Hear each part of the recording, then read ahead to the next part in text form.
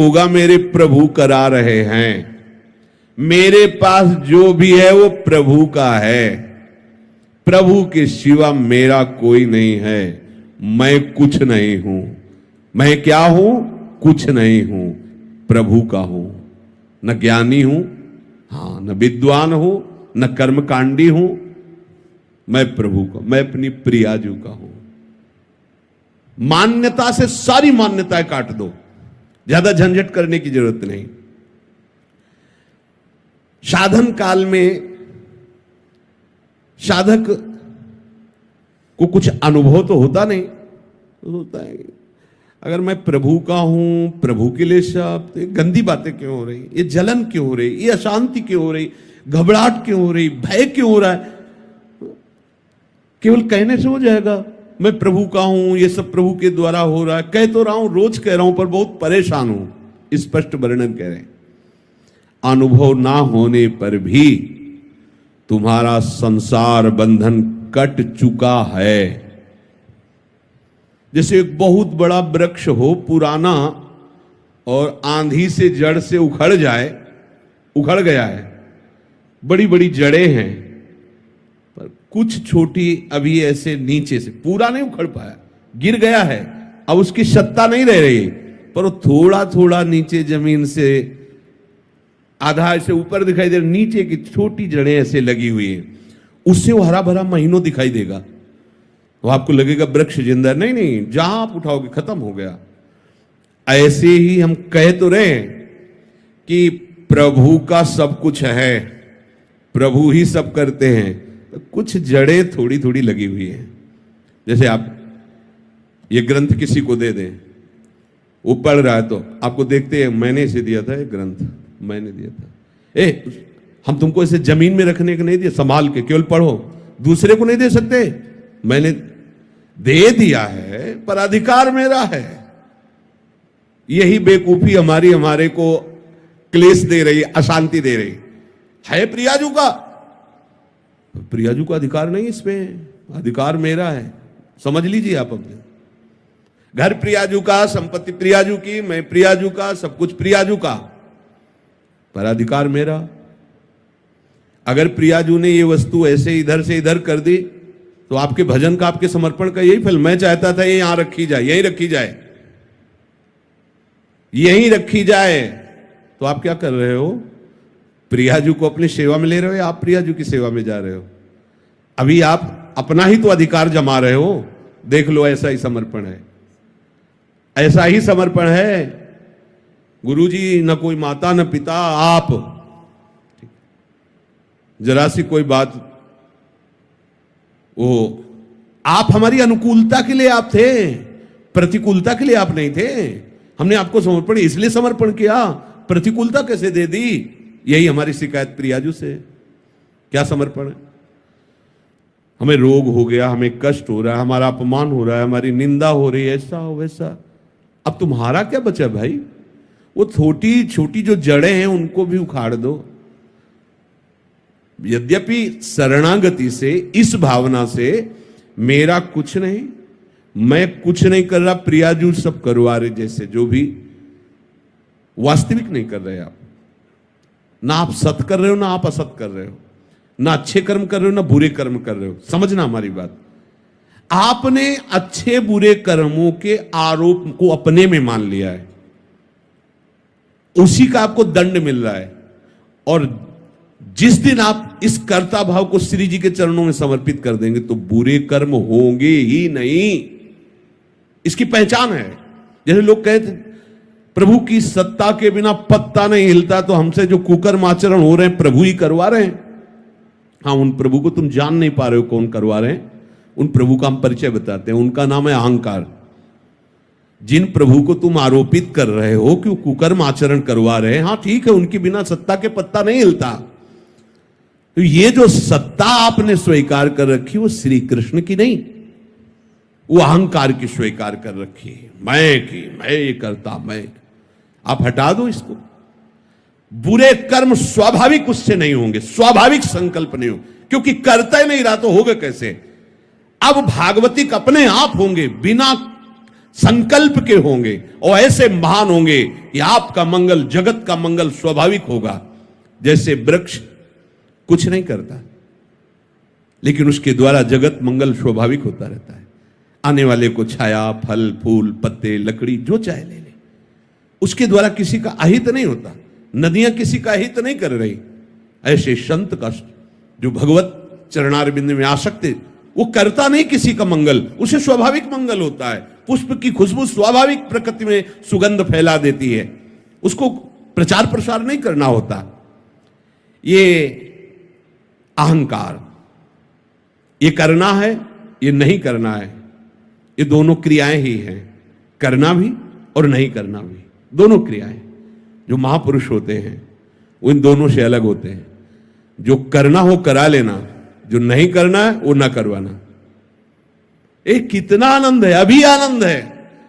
और इसका फल होगा कि आपकी जितनी सामग्री जमा है दुख भुगाने वाली या लोक लोकांतर भटकाने वाली, इस सूत्र से सब भस्म हो जाएगी।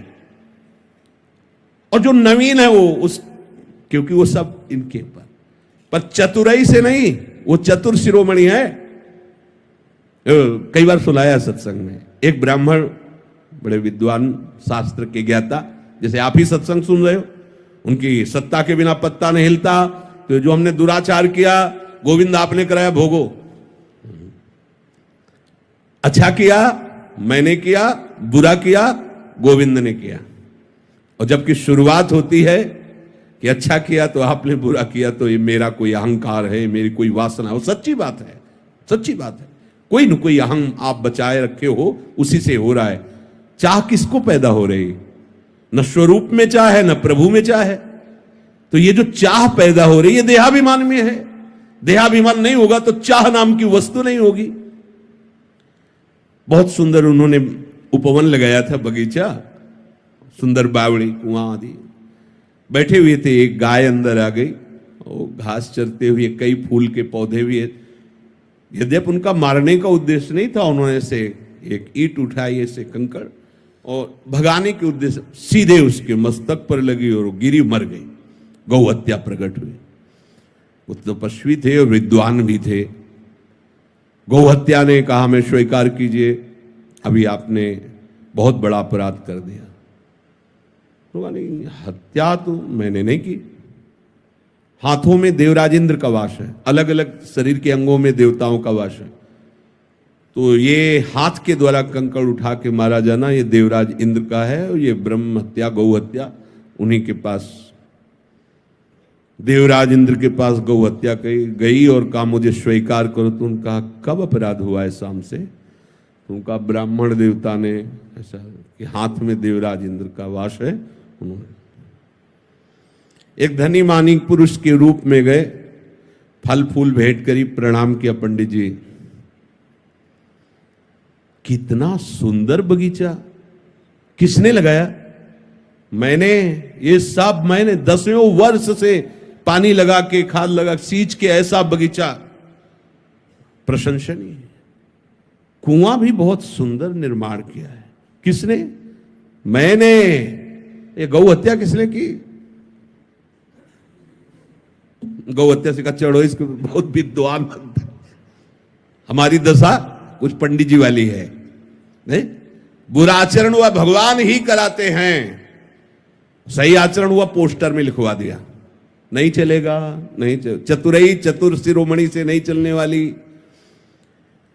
साधन काल में प्रकृतिजन्य गुणों से सर्वथा अतीत हूं, ऐसा अनुभव ना होने पर भी जब साधक ये मान लेता है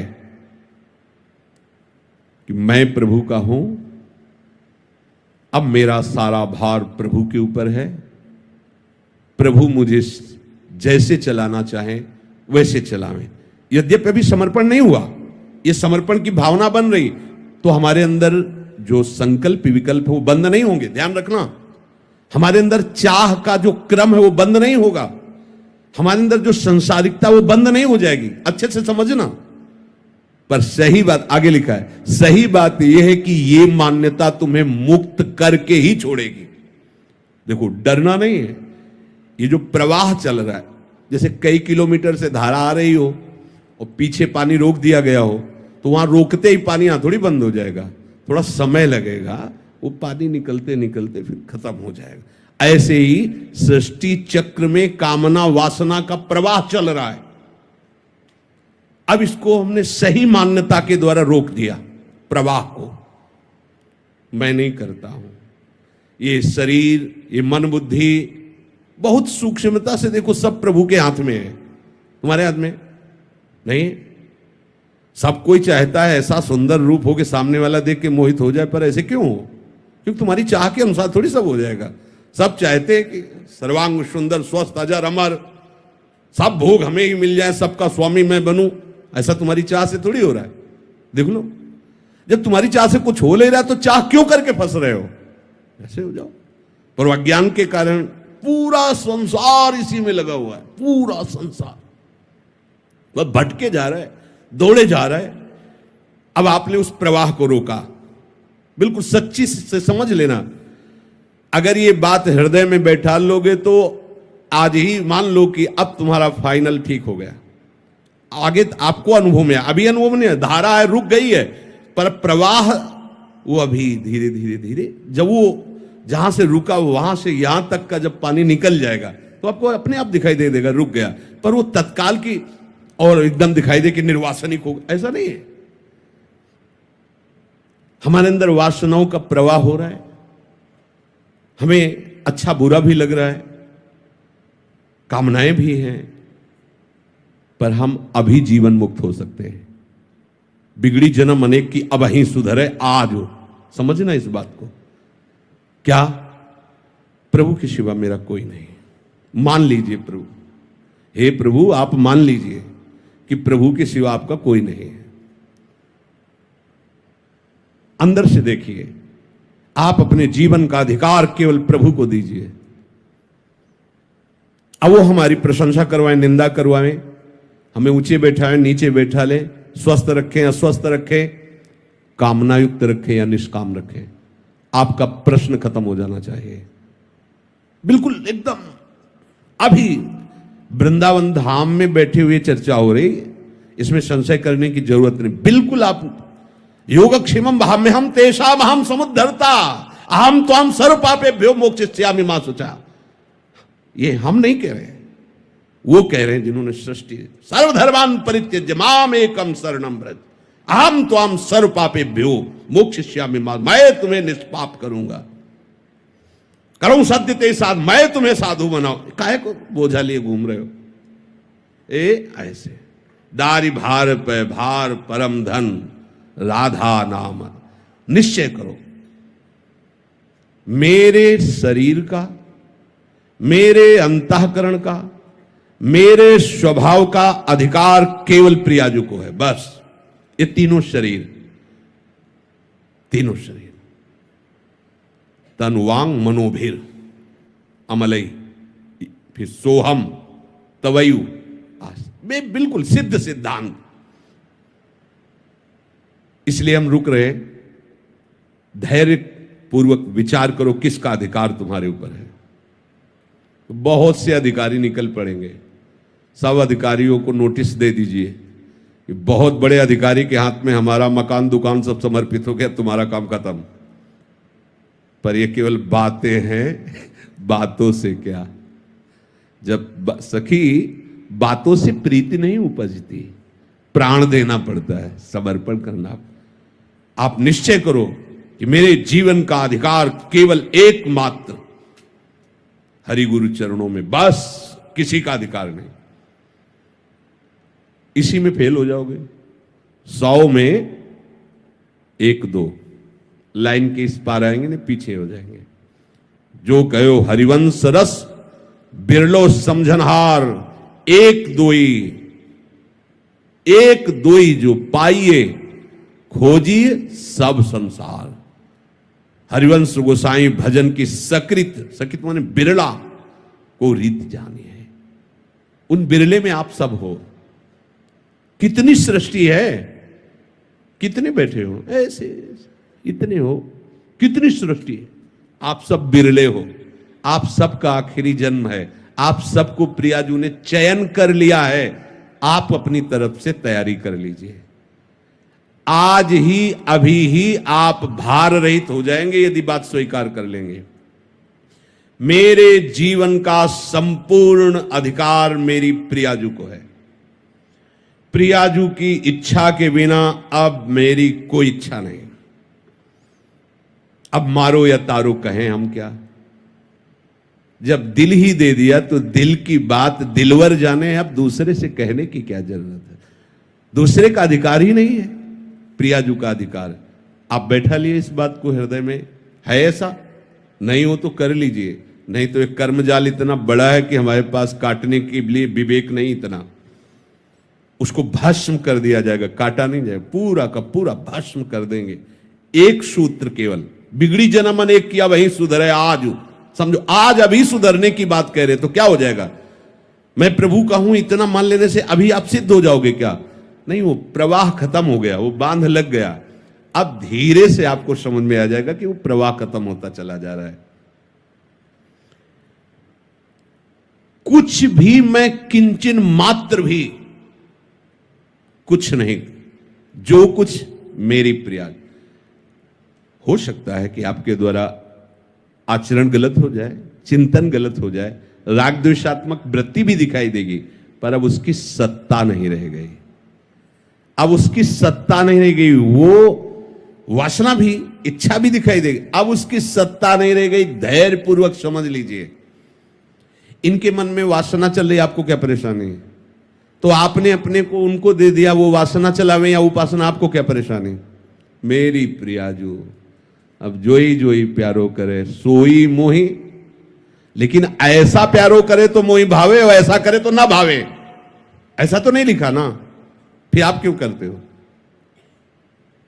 अभी परमहंस हो जाओगे, अभी परमानंद में डूब जाओगे। बस बात समझ नहीं पा रहे हो। मेरे अंदर तो ये है, तो तुमने दिया क्या है? सब कुछ तुम्हारा ही है, तो तुमने दिया क्या है मेरे अंदर? हम कह रहे हैं तन मन। मन का तात्पर्य पूरा सूक्ष्म शरीर, तन का तात्पर्य स्थूल शरीर, और स्वभाव का तात्पर्य कारण शरीर। नामे कर दो प्रियाजू के, नामे। इधर तुम नामे करोगे, उधर तुम्हारा नाम चढ़ जाएगा। श्री हरिवंश शरण जे आए, श्री वृषभान कुंवरी नंद नंदन, निज कर अपनी चिट्ठी चढ़ाए। प्रिया प्रीतम मुस्कुरा करके देखो, उसने अपना समर्पण किया है, ये लिखा रजिस्टर में। अब काम तो हो गया, यहां मकान बनेगा, तय हो गया, पैसा जमा हो गया। अब आज ही थोड़ी मकान खड़ा हो जाएगा, बड़ा काम है। ऐसे ही ये नामे हो गया है मालिक के। अब उनके पार्षद लग गए हैं झाड़ू पोछा करने में, देर नहीं लगेगी, सब साफ हो जाएगा। अब देर का मतलब अभी शरीर छूट जाए तो भगवत प्राप्ति होगी आपको। अभी वासना रहते हुए भगवत प्राप्ति हो जाएगी, विश्वास करो। भगवान कह रहे हैं, भगवान के वचन, क्षिप्रम भवति धर्मात्मा, बड़े शीघ्र मैं उसे मैं धर्मात्मा बना दूं। भगवान कह रहे, उनके वचन पर तो ध्यान दो। अपनी मान्यता जितनी हमने मान ली है, वो सब हटानी पड़ेगी। मैं अमुक जाति का हूं, मैं अमुक वंश का हूं, मैं अमुक जगह का हूं, मैं अमुक हूं, मैं अमुक का हूं, हटा दीजिए। इसी के लिए साधना की जा रही। नहीं हटा पाएंगे साधना से, दे दीजिए। हमने नहीं देखा श्री जी को कैसे माने हो, कैसे ले लिए, तो गुरु जी को दे दिए, भिक्षा में दे दीजिए। अपनी इच्छा गुरु जी की भिक्षा में दे दीजिए। लो, बिगड़ी जन्म अनेक किया वही सुधरे आज। अब वही बस जो कुछ तुमने अपना मान रखा है उसे समर्पित कर दीजिए। तो स्वामी के हाथ में संचालन पहले भी था, अब भी है।